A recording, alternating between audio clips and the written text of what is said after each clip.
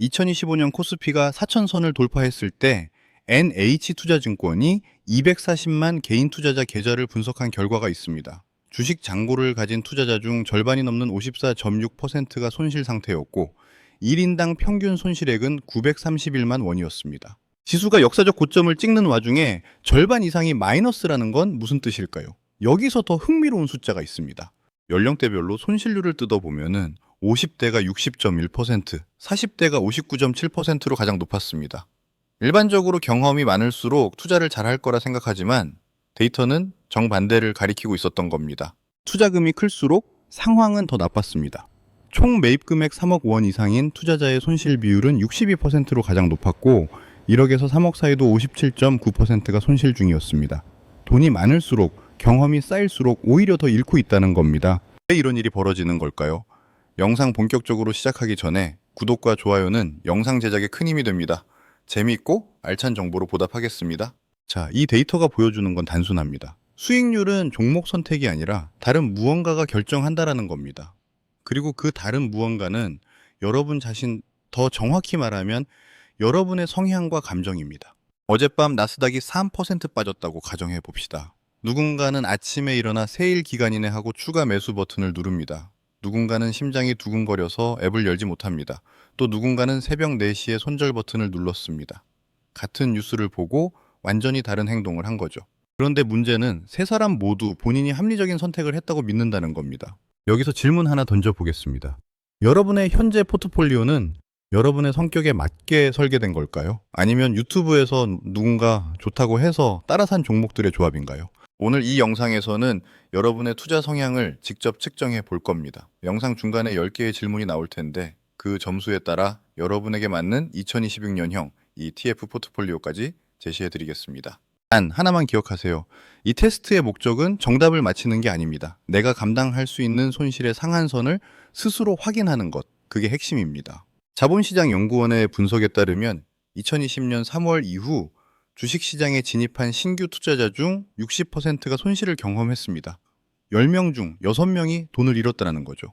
그런데 더 중요한 건 왜 잃었느냐입니다. 행동경제학에서는 이걸 처분효과라고 부릅니다.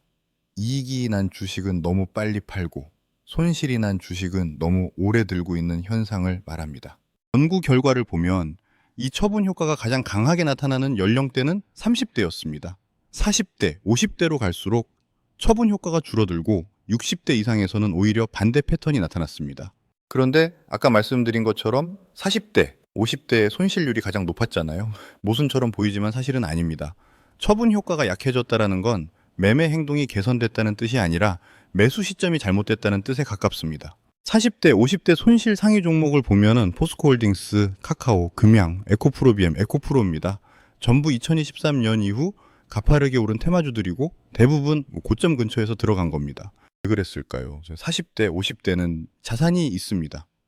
여유 자금이 있으니 투자 규모가 커지고 투자 규모가 커지니 화제가 된 종목에 한번 올라타 보자는 욕심이 생깁니다. 여기에 주변 사람들이 돈 벌었다는 이야기를 들으면은 늦기 전에 나도라는 심리가 작동합니다.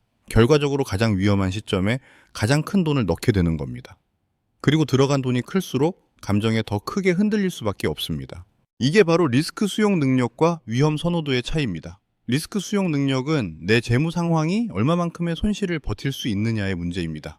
40대, 50대는 이 수치가 높습니다. 자산이 있으니까요.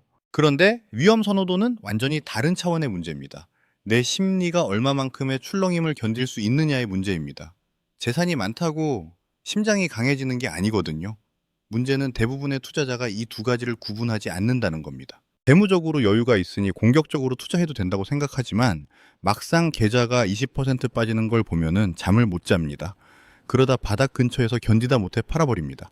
이게 바로 성향을 모르고 투자했을 때 벌어지는 일입니다. 여기서 한 가지 더 짚어볼 게 있습니다. 많은 분들이 나는 합리적인 투자자라고 생각합니다. 그런데 행동경제학 연구들은 개인 투자자의 투자 의사결정이 심리적 요인과 주변 상황에 쉽게 영향을 받는다고 말합니다. 가격이 더 오르기 전에 사야 한다라는 불안감으로 다른 투자자를 따라 매수하는 현상을 군집 행동이라고 합니다. 2020년 동학개미 열풍 때 많은 분들이 주변에서 돈 벌었다는 이야기를 듣고 시장에 뛰어들었습니다. 그리고 그중 60%가 손실을 봤습니다. 왜 그랬을까요? 시장에 진입하는 타이밍이 대개 상승의 후반부이기 때문입니다.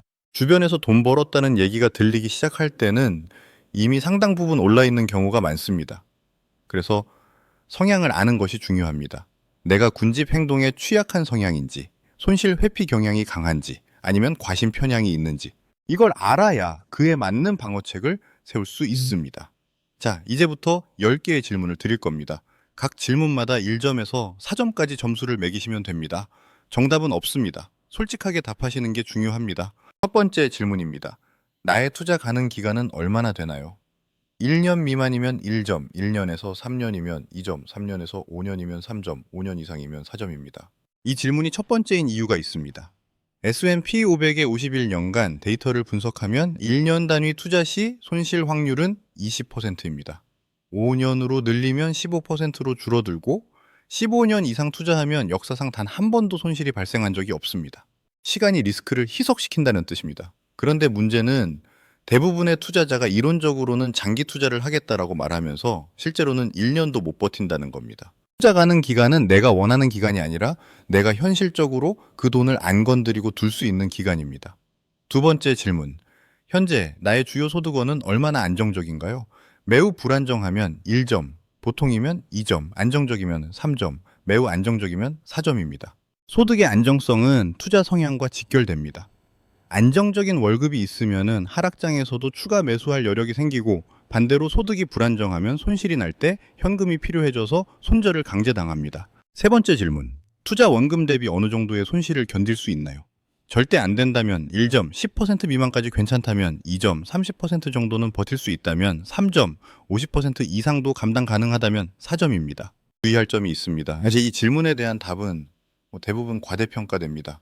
2020년 코로나 폭락 때 많은 사람들이 나는 30% 정도는 버틸 수 있어라고 생각했지만 실제로 계좌에 마이너스 30%가 찍히자 대부분 패닉셀링을 했습니다. 그래서 이 질문에 답할 때는 지금 내 계좌에 1천만 원이 있다고 가정하고 그게 700만 원이 되는 걸 실제로 보는 상황을 상상해 보시기 바랍니다. 네 번째 질문. 어젯밤 나스닥이 5% 폭락했다면 아침에 처음 드는 생각은 뭔가요? 당장 다 팔아야겠다면 1점, 무서워서 앱을 안 볼 것 같다면 2점, 일단 상황을 지켜보겠다면 3점, 추가 매수 기회라고 생각한다면 4점입니다. 이 질문은 여러분의 첫 반응을 측정합니다. 첫 반응이 중요한 이유가 있습니다. 행동경제학 연구에 따르면 포트폴리오 손실이 10%를 넘어가면은 대부분의 투자자가 이성적으로 사고하는 능력을 상실합니다. 20%를 넘어가면 거의 원숭이뇌로 변한다고 표현하더군요. 그래서 하락장에서 어떻게 행동할지는 미리 정해둬야 합니다. 그 순간에 판단하면 늦습니다. 다섯 번째 질문. 주식이나 ETF 등 금융상품에 대한 나의 지식 수준은 어느 정도인가요? 매우 낮으면 1점, 기초 수준이면 2점, 평균 이상이면 3점, 전문가 수준이면 4점입니다. 여기서 재밌는 게 있습니다. 자본시장 연구원 분석에 따르면은 본인의 투자 능력을 과대평가하는 경향이 개인 투자자에게 강하게 나타납니다. 수익이 나면 내 능력으로 생각하고 손실이 나면 단순히 운이 나빴다고 생각하는 거죠. 그래서 이 질문에 답할 때 나는 뉴스, 리포트, 유튜브, 커뮤니티를 참고해 결국 시장 평균보다 더 좋은 타이밍에 사고 더 좋은 타이밍에 팔 수 있다고 생각하는지 아닌지를 기준으로 삼아보세요. 여섯 번째 질문. 내가 추구하는 투자 목표는 무엇인가요? 원금 절대 보존이 목표라면은 1점, 예금보다 높은 수익을 원하면은 2점, 시장 평균 수익을 원하면은 3점, 시장을 초과하는 수익을 원하면 4점입니다. 이 질문과 세 번째 질문에 답이 맞지 않는 분들이 많습니다. 시장 초과 수익을 원하면서 손실은 10%도 못 견딘다고 답하면 그건 이미 모순입니다. S&P 500의 역사적 최대 낙폭인 MDD는 50%가 넘습니다. 시장 평균 수익을 추구하겠다라는 것 자체가 50% 손실을 감내하겠다는 의미입니다. 일곱 번째 질문. 전체 자산 중 주식이나 ETF에 투자할 비중은 어느 정도인가요? 10% 이하면 1점, 10에서 30%면 2점, 30에서 60%면 3점, 60% 이상이면 4점입니다. 여덟 번째 질문. 과거 투자 시 급락장에서 패닉셀링을 한 적이 있나요? 여러 번 있으면 1점, 한두 번 있으면 2점, 거의 없으면 3점, 한 번도 없으면 4점입니다. 과거의 행동이 미래를 예측하는 가장 좋은 지표입니다. 한 번 패닉셀링을 경험했다면 다음에도 그럴 확률이 높습니다. 그건 의지의 문제가 아니라 뇌 구조 문제니까요. 아홉 번째 질문. 기대 수익률이 높다면 변동성, 그러니까 출렁임을 참을 수 있나요?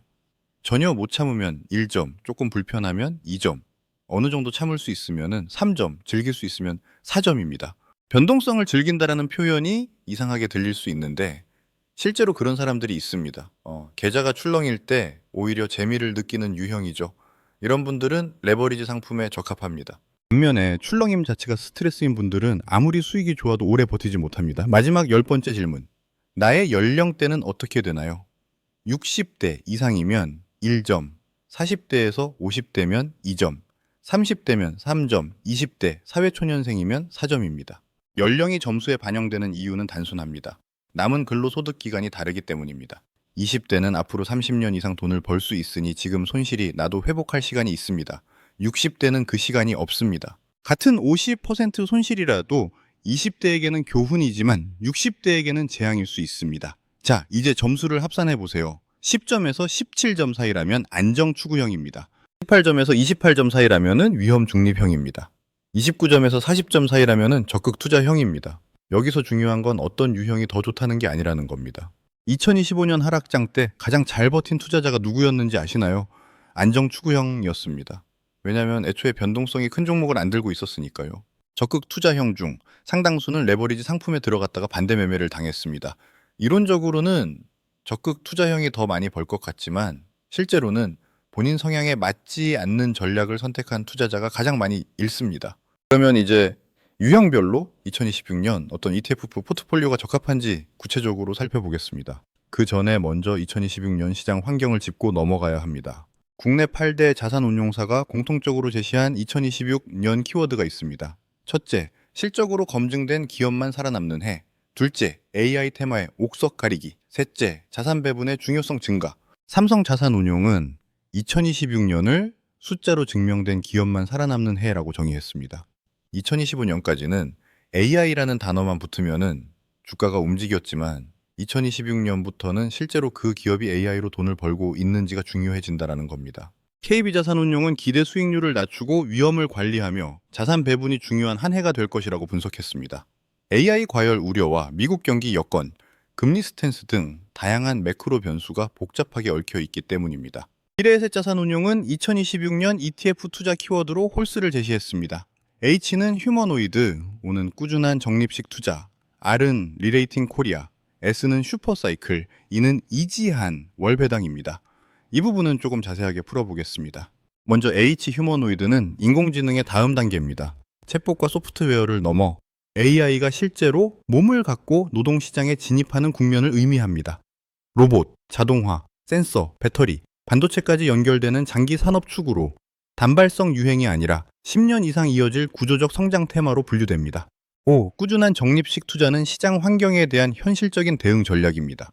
2024년부터 2025년처럼 편하게 오르는 장이 아니라 2026년 이후는 변동성이 커질 가능성이 높다라는 판단 아래 타이밍을 맞추려 하기보다 정해진 금액을 정해진 주기로 투자하는 방식이 가장 합리적인 선택이라는 메시지입니다. 수익률보다 지속 가능성을 중시하는 접근입니다. 리레이팅 코리아는 한국 증시에 대한 시각 변화입니다. 오랫동안 저평가의 상징이었던 한국 시장이 지배구조 개선과 주주 환원 강화, 밸류업 정책을 계기로 평가 기준 자체가 바뀔 수 있는 구간에 들어섰다는 의미입니다. 단기 급등이 아니라 할인율이 줄어드는 구조적 변화에 주목하라는 신호입니다. S 슈퍼사이클은 산업 단위의 대규모 투자 국면을 뜻합니다. AI 데이터 센터, 전력 인프라, 반도체, 방산, 원자력 등은 경기 한 사이클로 끝나는 테마가 아니라 수년간 자본이 반복적으로 투입되는 장기 투자 구간에 진입했다는 판단입니다. 이 구간에서는 개별 종목보다 관련 ETF가 유리해집니다. 마지막으로 이 이지한 월배당은 투자 목적의 변화입니다. 자본 차익만을 기다리는 투자에서 벗어나 현금 흐름을 정기적으로 확보하려는 수요가 빠르게 늘고 있다는 점을 반영합니다. 특히 변동성이 커질수록 월배당 ETF는 심리적 완충 장치로 작동하며 투자 지속성을 높이는 역할을 합니다. 결국 홀스는 무슨 종목을 사야 하나가 아니라 어떤 방향으로 어떤 태도로 투자해야 하는가에 대한 2026년식 가이드라인이라고 볼 수 있습니다. 정리하면 2026년은 단순히 상승장이냐 하락장이냐가 아니라 어디에 어떻게 분산을 했느냐가 수익을 결정하는 해가 될 가능성이 높습니다. 이런 환경에서 성향별 전략은 더욱 중요해집니다. 그럼 하나씩 차례대로 포트폴리오를 살펴보겠습니다. 말씀드리는 숫자는 예시임으로 상황에 따라 퍼센트나 종목을 조금씩 조정하시면 좋겠습니다. 먼저 안정추구형 10점에서 17점을 받으신 분들입니다. 핵심 전략은 잃지 않는 것이 최고의 수익이라는 관점입니다. 2026년 추천 포트폴리오 45대 55 전략을 말씀드리겠습니다. 먼저 자산의 45%는 성장 엔진에 배분합니다. 구체적으로 S&P 500의 30%, 나스닥 100의 15%를 담는 겁니다. S&P와 나스닥 100은 성장형 ETF입니다. 나는 원금 보장이 제일 중요한데 주식을 절반 가까이 사라고 생각하실 수도 있습니다. 하지만 주식이 0%인 포트폴리오는 안정적인 게 아니라 가난해지는 포트폴리오입니다. 물가가 매년 2%에서 3%씩 오르는데 내 돈만 은행에 묶여 있다면 그건 사실상 돈이 녹아 없어지고 있는 거나 마찬가지니까요. 그래서 우리는 이 45%를 인플레이션을 이기는 엔진으로 삼아야 합니다. S&P 500은 미국에서 가장 돈 잘 버는 500개 기업을 통째로 사는 겁니다. 미국이 망하지 않는 한 우상향한다는 믿음, 그게 베이스입니다. 여기에 나스닥 15%를 더해서 속도를 조금 높입니다. AI나 빅테크 같은 기술주들이 여러분의 자산 증식 속도를 물가 상승률보다 훨씬 빠르게 끌어올려 줄 겁니다. 상승장에서 친구가 주식으로 돈 벌었다고 자랑할 때 내 계좌만 제자리 걸음이면 사람은 멘탈이 흔들립니다. 그러다 결국 꼭지에 서서 에라 모르겠다 하고 전 재산을 몰빵하는 실수를 저지르죠. 이 45%는 그런 실수를 막아주는 입장권입니다. 나도 S&P랑 나스닥 들고 있어. 나도 시장만큼은 벌고 있어. 이제 이런 안도감이 있어야 투자를 포기하지 않고 10년, 20년 길게 가져갈 수 있습니다. 남들 돈 벌 때 나도 같이 벌어둬야 나중에 비가 올 때 버틸 체력이 생깁니다. 그래서 안정형에게도 이 성장 주식은 선택이 아니라 필수입니다. 그 다음 나머지 55%로 철통 같은 방어벽을 씁니다. 먼저 자산의 35%는 미국 배당 성장 ETF나 커버드콜에 배분합니다. 예로 배당 성장 ETF는 SCCD가 있고 커버드콜은 JEPI가 있습니다. 이 35%가 하는 역할은 명확합니다. 바로 여러분의 계좌에 설치하는 금융 에어백입니다. 주식시장은 1년에 한두 번은 반드시 발작을 하며 급락합니다. 이때 성장주만 들고 있는 사람은 계좌가 녹아내리는 걸 보면 공포에 떨 수밖에 없죠. 하지만 이 배당 포트폴리오를 가진 분들은 다릅니다. 조금 더 구체적으로 들어볼까요? 대표적인 SCCD는 코카콜라, 펩시, 홈디포 같은 기업에 투자합니다. 경기가 아무리 안 좋아도 사람들은 콜라를 마시고 집을 수리하고 약을 먹습니다. 주가는 흔들릴지언정 이 기업들이 주는 배당금은 계속해서 여러분 통장에 꽂힌다는 뜻입니다. JEPI 같은 커버드콜은 한술 더 뜹니다. 이건 주식에서 월세를 받는 것과 같습니다. 주가가 오르는 걸 어느 정도 포기하는 대신 매달 꼬박꼬박 높은 현금을 분배금으로 챙겨줍니다. 예를 들어 주식시장이 10% 폭락했다고 가정해 봅시다. 1억 원을 투자했다면 순식간에 1,000만 원이 증발해서 평가액이 9천만 원이 됩니다. 보통 멘탈로는 버티기 힘들죠. 그런데 이때 JEPI나 SCCD에서 배당 알림이 옵니다. 주가는 떨어졌지만 배당금으로 50만 원, 100만 원이 현금으로 들어오는 겁니다. 이게 심리적으로 엄청난 차이를 만듭니다. 주가는 내렸는데 내 지갑에 현금은 들어오네? 이 경험을 하는 순간 공포는 사라지고 버티면 이긴다는 확신이 생깁니다. 마지막 20%는 당위 채권이나 금에 배분합니다. 이건 쉽게 말해 성능 좋은 현금입니다. 그냥 현금으로 들고 있으면 되지 왜 이걸 사냐 하실 수 있는데 차이가 큽니다. 당위 채권 ETF인 SHV는 주식 계좌에 넣어두기만 해도 예금 이자 수준의 수익을 꼬박꼬박 줍니다. 돈이 노는 꼴을 못 보는 분들에게 딱이죠. 금은 더 특별합니다. 전쟁이 나거나 경제 위기가 왔다는 뉴스가 도배될 때 유일하게 혼자 가격이 치솟는 녀석입니다. 이 20%의 진짜 위력은 폭락장에서 나옵니다. 주식시장이 30%, 40% 무너져서 다들 공포에 질려 팔고 도망갈 때를 상상해 보세요. 그때 여러분 계좌에는 유일하게 수익이 나고 있거나 원금이 쌩쌩하게 보존된 이 20%의 자산이 있습니다. 이게 무슨 뜻일까요? 남들은 돈이 없어서 손가락만 빨 때 여러분은 이 안전자산을 팔아서 반토막 난 우량주들을 헐값에 쇼핑할 수 있는 총알이 생긴다는 뜻입니다. 단순히 계좌를 지키는 방패가 아닙니다. 위기가 왔을 때 나 혼자 줍줍 할 수 있게 만들어주는 강력한 예비군입니다. 이 포트폴리오의 예상 흐름을 볼까요? 나스닥이 30% 폭락할 때 이 포트폴리오는 성장주가 섞여 있어도 방어벽 덕분에 손실이 10%에서 15% 수준에서 멈춥니다. 반대로 나스닥이 30% 오를 때 과거 안정형 포트폴리오는 10%도 못 올랐겠지만 이번 포트폴리오는 15%에서 20% 가까이 따라나갑니다. 대올 깨지고 오를 땐 적당히 같이 간다. 이게 2026년형 안정추구형의 핵심입니다. 여기서 잠깐 왜 덜 깨지는 것이 장기적으로 더 큰 부자가 되는 길인지 숫자로 증명해 드리겠습니다. 가상의 투자자 A와 B가 있습니다. A는 오늘 말씀드린 안정추구형으로 연평균 8% 수익을 내고 MDD가 15%입니다. B는 공격적인 적극 투자형으로 연평균 15% 수익을 내지만 MDD가 50%입니다. 상승장에서는 B가 훨씬 부러워 보입니다. 그런데 10년 중 딱 한 번 큰 폭락이 와서 B가 50% 손실을 맞았다고 가정해 봅시다. 여기서 손실의 수학이 작동합니다. 50% 손실을 복구하려면 남은 돈으로 100% 수익을 내야 본전입니다.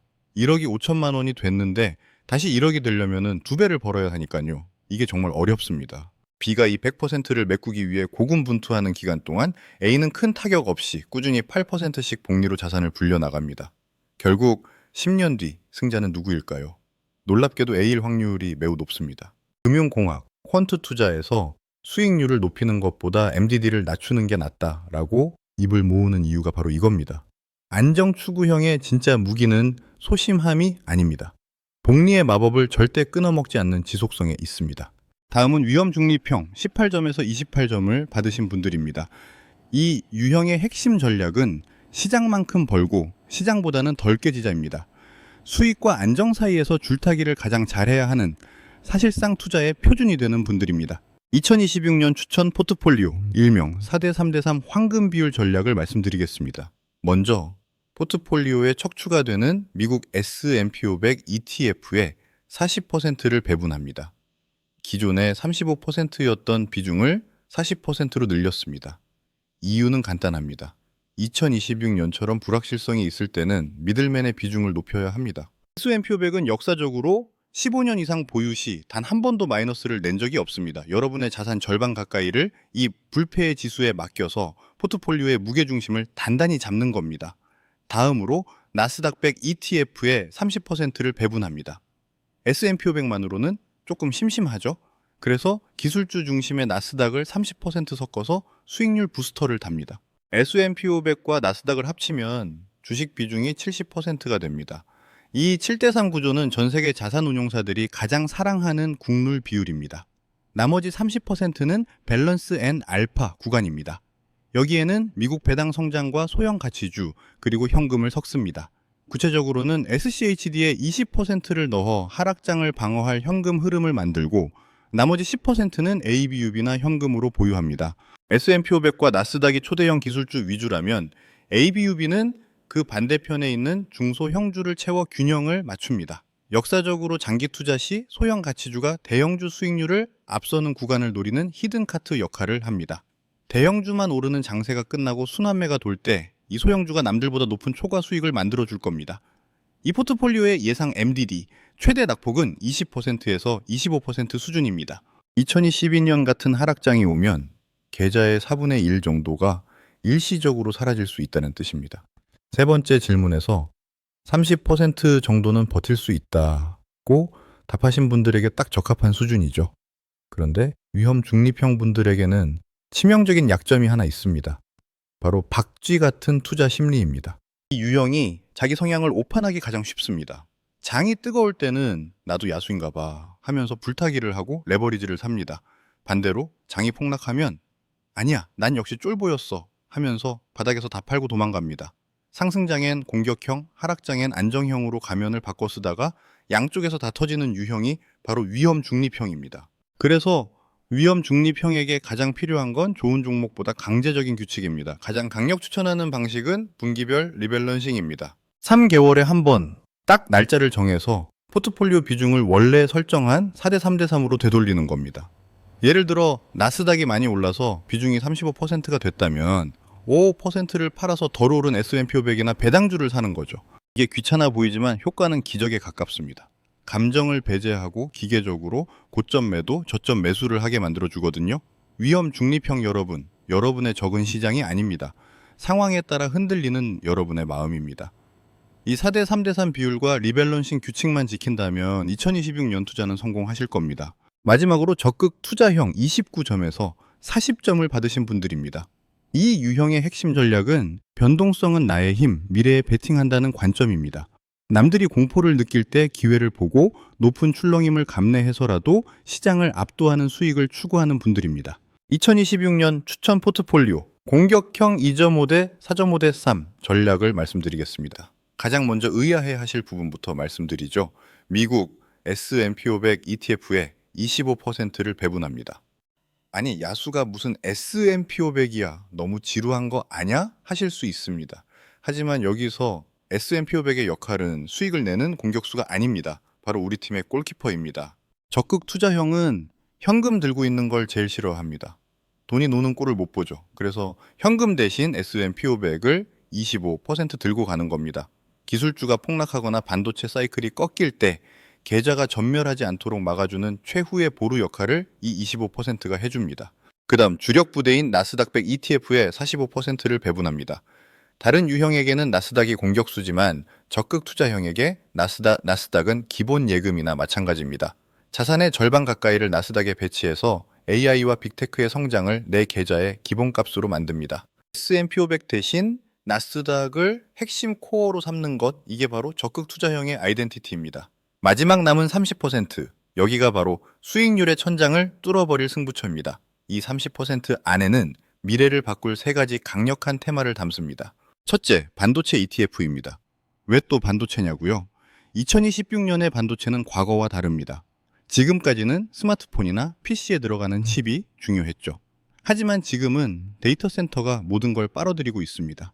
전 세계가 경쟁적으로 짓고 있는 그 거대한 AI 데이터 센터들, 그 안을 채우는 핵심 부품이 뭘까요? 100% 반도체입니다. AI가 똑똑해질수록 더 많은, 더 비싼 칩이 필요합니다. AI라는 거대한 뇌를 움직이는 심장을 만드는 기업들, 여기에 투자하지 않는 건 2026년 최고의 기회를 놓치는 것과 같습니다. 둘째, 로봇과 AI ETF입니다. 이건 AI의 진화에 베팅하는 겁니다. 지금까지 우리가 모니터 화면 속에서 대화하는 소프트웨어 AI를 썼다면 2026년은 AI가 몸을 갖게 되는 피지컬 AI의 원년입니다. 미래의 새 자산 운용이 왜 2026년 1순위 키워드로 휴머노이드를 꼽았을까요? 이제 AI가 탑재된 로봇이 공장에서 물건을 나르고 집안일을 돕기 시작한다는 뜻입니다. 뇌만 있는 시장에서 몸이 있는 시장으로 판이 커지는 순간 그 폭발력은 상상을 초월할 겁니다. 셋째, 코리아 밸류업 성장주입니다. 갑자기 웬 한국 주식? 하시면서 의아해 하실 수 있습니다. 하지만 2025년을 기억해 보세요. 정부의 강력한 밸류업 정책과 상법 개정으로 코스피가 만년 저평가의 늪을 탈출하기 시작했습니다. 기업들이 돈을 벌면은 창고에 쌓아두지 않고 배당을 주고 자사주를 태우기 시작했죠. 이건 일시적인 테마가 아니라 시장의 체질이 바뀌는 거대한 변화입니다. 선진국처럼 주주 대접을 제대로 해주는 한국 시장, 남들이 아직 의심할 때 먼저 들어가는 것이야말로 야수의 감각입니다. 이 포트폴리오의 예상 MDD는 35%에서 45%입니다. 솔직하게 말씀드리면은 이건 계좌가 반토막 나는 걸 각오하는 포트폴리오입니다. 워런 버핏이 주식 사서 반토막 날 각오가 없으면은 주식을 사지 마라고 했는데 적극 투자형은 그 각오가 되어 있는 분들입니다. 다만 여기서 중요한 건 각오와 현실은 다르다는 겁니다. 머리로는 괜찮다고 생각해도 막상 내 돈 1억이 5천만 원이 되면 이성은 마비됩니다. 과거에 마이너스 20% 손실에도 손이 떨려서 패닉셀링을 한 경험이 있다면 점수가 높게 나왔더라도 포트폴리오를 한 단계 낮추셔야 합니다. 마지막으로 적극 투자형에게 꼭 드리고 싶은 말씀이 있습니다. 바로 레버리지의 함정입니다. 2025년 ETF 수익률 상위 10개 중 9개가 레버리지 상품이었습니다. 타이거 IT 레버리지 234%, 반도체 레버리지 229%, 어마어마했죠. 이 숫자를 보면 나도 그냥 2배, 3배짜리 살 걸 하는 후회가 밀려옵니다. 하지만 기억하셔야 합니다. 2024년엔 상위 10개 중 레버리지가 단 2개였고 2022년 하락장에서는 레버리지 상품 대부분이 마이너스 70% 이상의 회복 불가능한 손실을 기록했습니다. 레버리지는 방향이 맞으면 수익이 2배지만 방향이 틀리거나 횡보만 해도 음의 복리 효과 때문에 계좌가 녹아내립니다. 적극 투자형이라고 해서 레버리지가 필수는 아닙니다. 만약 이 알파 구간의 레버리지를 섞으신다면 반드시 전체 자산의 10% 이내로 제한하시고 칼 같은 손절 라인을 지키셔야 합니다. 진정한 야수는 무모한 게 아니라 리스크를 통제하며 사냥하는 투자자니까요. 세 가지 유형별 전략을 정리해 드렸는데 여기서 공통적으로 적용되는 원칙이 있습니다. 첫째, 적립식 투자입니다. 한 번에 목돈을 넣는 것보다 매월 정해진 금액을 꾸준히 투자하는 게 심리적으로 안정적입니다. JP모건 분석에 따르면 S&P 500에 10년간 꾸준히 적립식 투자한 경우 손실 확률이 5% 미만이었습니다. 둘째, 분산입니다. 한 종목, 한 섹터, 한 국가에 집중하면 리스크가 커집니다. 아무리 확신이 있어도 전체 자산의 30% 이상을 단일 종목에 넣는 건 피하시기 바랍니다. 셋째, 리밸런싱입니다. 분기나 방위에 한 번씩 포트폴리오 비중을 점검하고 원래 설정대로 되돌리는 작업이 필요합니다. 이걸 안 하면은 특정 자산이 과도하게 커지면서 리스크가 집중됩니다. 이 세 가지는 성향과 관계없이 모든 투자자에게 적용되는 원칙입니다. 여기서 한 가지 질문을 던져보겠습니다. 여러분의 현재 포트폴리오는 방금 확인한 성향과 일치하나요? 안정 추구형인데 에코프로를 들고 있다면 문제가 있는 겁니다. 적극 투자형인데 예금의 70%가 묶여 있다면 그것도 최적이 아닙니다. 성향과 포트폴리오의 불일치는 두 가지 방식으로 돈을 잃게 만듭니다. 첫째, 감당 못할 손실을 경험하고 바닥에서 팔게 됩니다. 둘째, 불필요하게 보수적인 운용으로 기회비용을 지불합니다.